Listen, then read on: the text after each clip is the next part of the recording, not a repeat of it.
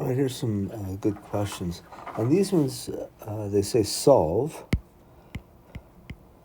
But in order to solve them, you need to be able to factor. And so for this first question, and when I look at them, I look to see if there's something in front of the x squared.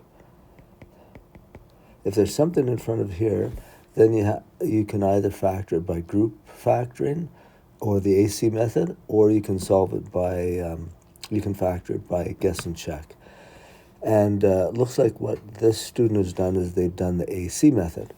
So they multiplied 20 by 9 to get 180, and then looked for two numbers that multiply to 180 and also add to the 27.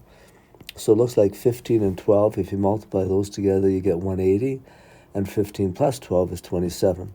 So then what you do is you split that middle term, the 27y, into two other terms. So they become 15y and 12y. And then you group factor. So I take these two terms and I look for a common factor. I think I can take a 5y out of each, and that'll leave me with a 4y plus 3. Out of the next two terms, I'll do a different color. I like colors. I think I can take a 3.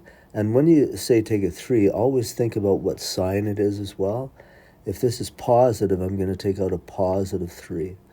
And that'll leave me with a 4y plus 3 equals 0. Now, since this and this are the same, it means I can keep going. It also means that you correctly identified what the right numbers are up there. So now, to keep going, what I do is I look at this term and see what's common.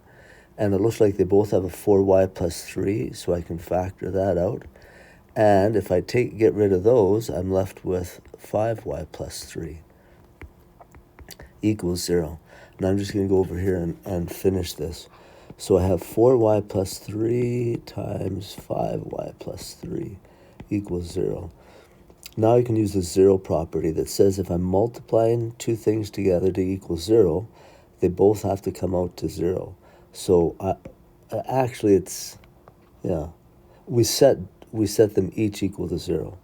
So I say 4y plus 3 is 0, or 5y plus 3 is 0. And then I solve each of these equations separately. So I'd subtract 3 on this side, so I'd get 4y is equal to minus 3, and then I divide both sides by 4. So I'd get y equals negative 3/4.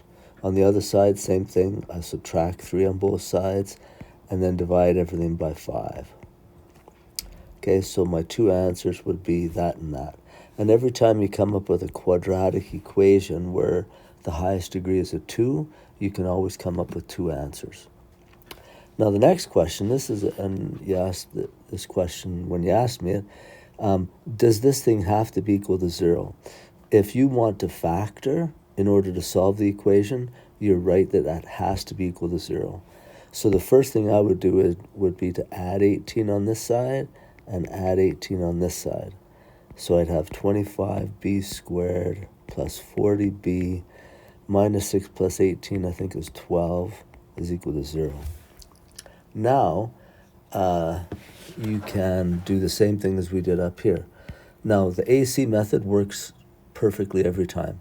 And if you like doing the AC method, keep doing that. Find one method that works for you and become good at it. Another method that you could use to factor this is the guess and check method. And guess and check just involves guessing what this number, this number, this number, and this number would be, and then checking to see if it works out to what you had to start with. Turns out that some guess and check like this one, it might be fairly straightforward to figure out. Like this 25b squared, I think I could split that into a 5b and a 5b. I'm pretty confident that that's what I'd have. And then to do the other, the 12, I might split that into like 3 and 4. So plus 3 and plus 4. Now let me just check to see if this is right. This times this, I know for sure I'm getting the right answer. 25b squared, got that.